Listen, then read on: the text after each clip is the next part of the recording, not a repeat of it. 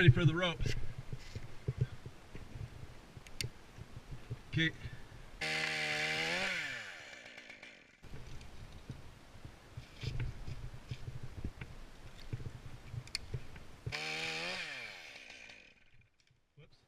Right here, it got hung up in that dead limb on the other tree, and that happens sometimes. I had my ground man put the speed line rope over the tip, and he snapped it off.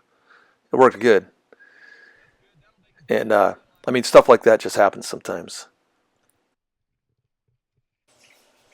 Right here, I got my speed line. I shot the line up into the tree, and I got a really good crotch close to the stem, all the way up really high.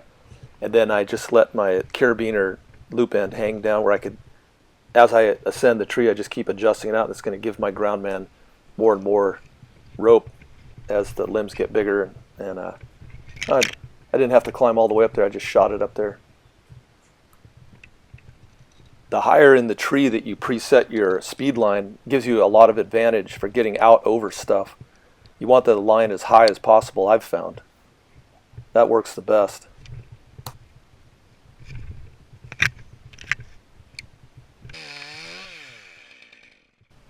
So some people might be wondering, why am I climbing dead trees? It is dangerous climbing dead trees. I'm fastened to the stem of the tree, the trunk, going up. It's a Douglas fir. Douglas firs, when they get old and die, they're one of the strongest woods. I trust Douglas fir almost more than any other tree. And I've also watched this one die. This one is less than a year old dead. I mean, it just died like 6 months ago. So the wood is still really sound and solid. In fact, I found that Douglas firs will last the longest. Like, they can be dead for a really long time, and they're still solid. Okay, now ponderosa pine, that's another story. Ponderosa pines, once they die, you got to get up them and take them down immediately because they start rotting immediately, and the wood doesn't resist rot. Douglas fir resists rot pretty good. I've climbed a Douglas fir that was 10 years old dead. It was dead for 10 years, and that was when I was younger. And I was kind of crazy, but I don't climb them when they're that old anymore. But anyways, so that's the deal on that. This tree is less than 6 months old dead. Even if it was 2 years dead, I would climb this one, Douglas fir. It's pretty solid wood. It's still dangerous climbing a dead tree. I mean, you got to check the root system too.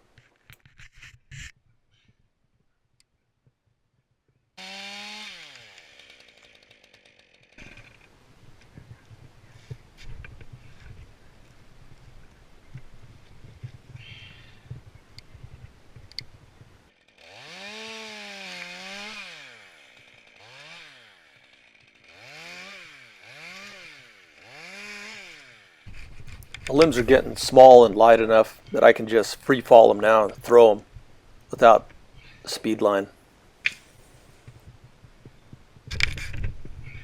Yep.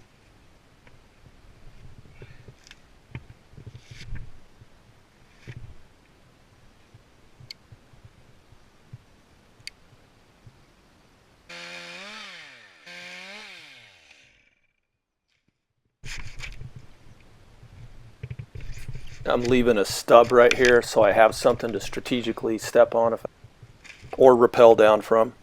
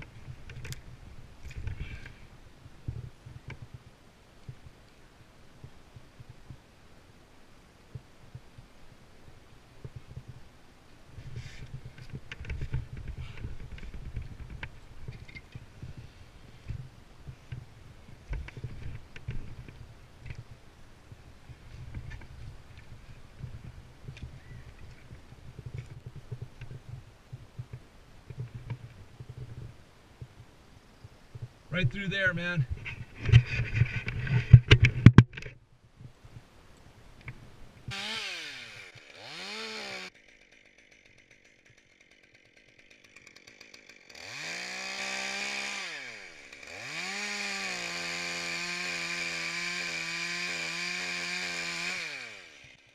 And there's this skinny dead branch right there. And I never thought it would have enough strength in it to stop this falling top, but it did. Watch. Boing.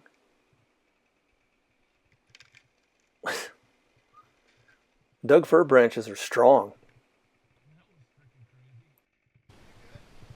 I thought for sure that it just shows how strong Douglas fir wood is.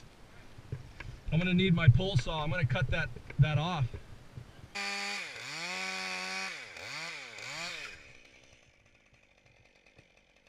While I was editing this, I realized that I must have had my camera off for the pole saw section where I cut off the tip of that. You can see right there. Cut off the tip of that Doug fir branch. I can't wait until I get a new GoPro with a longer battery life and I don't have to always worry about turning off my camera to save battery power and all that.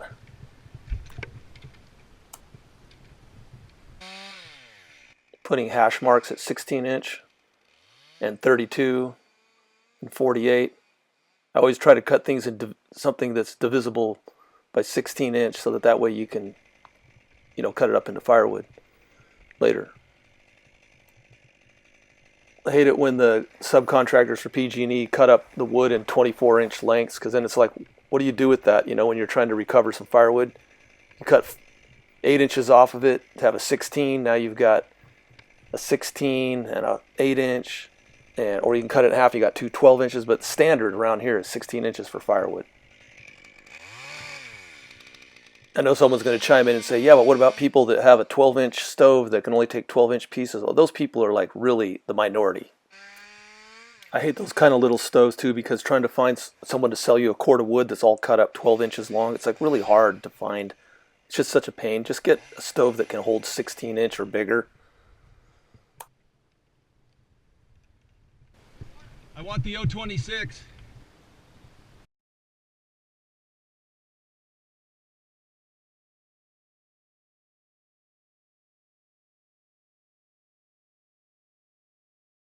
The 026.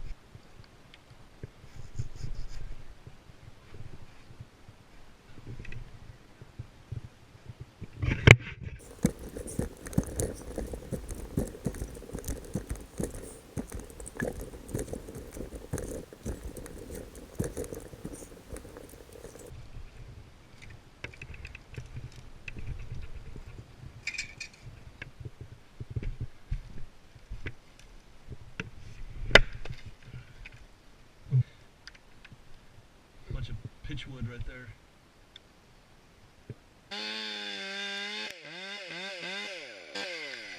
Once again, exactly where I wanted it. Well, the second tree went pretty much just like the first. It would be boring to leave it in the edit. I just left it out of the edit. And for the sake of time, just leave it there and see you guys next time.